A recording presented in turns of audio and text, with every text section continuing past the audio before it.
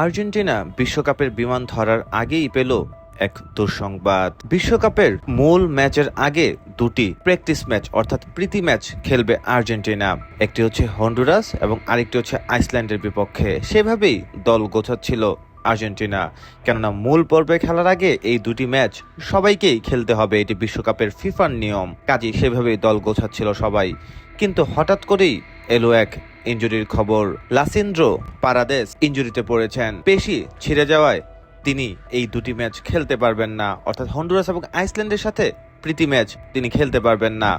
কিন্তু ফিজিও এটাও এনশিওর করেছে যে বিশ্বকাপের মূল পর্বের প্রথম ম্যাচ থেকেই লিসান্দ্রো পারাদেস খেলতে পারবেন। এটি অবশ্য আর্জেন্টিনার জন্য বড় একটি স্বস্তির খবর। প্রীতি ম্যাচে না খেললে কিছু আসে যায় না, কিন্তু মূল ম্যাচে যদি পারাদেসের মতো একজন প্লেয়ার না খেলে তাহলে কিন্তু সেটা আর্জেন্টিনাকে অনেকটাই ভোগাবে। সেই জায়গা থেকে অবশ্য স্বস্তির নিঃশ্বাস ফেলছে আর্জেন্টিনা।